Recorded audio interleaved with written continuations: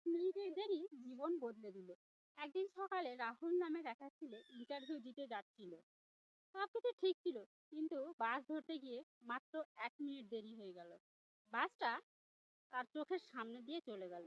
রাহুল দাঁড়িয়ে পড়েই রইল, মাথা নিচু করে ভাবলো, আজ বুঝি আমার সব শেষ।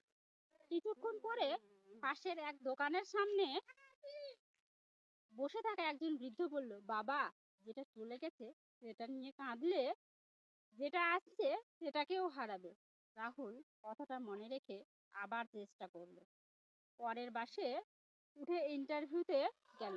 একটু দেরি হয়ে গেলেও আর আশ্চর্য ব্যাপার হলো, সেই কোম্পানির ম্যানেজার বলল, তুমি দেরি করে এসেছো মানে তুমি হার মানোনি, এটাই আমরা চাই। সেদিন রাহুল চাকরিটা পেয়ে গেল।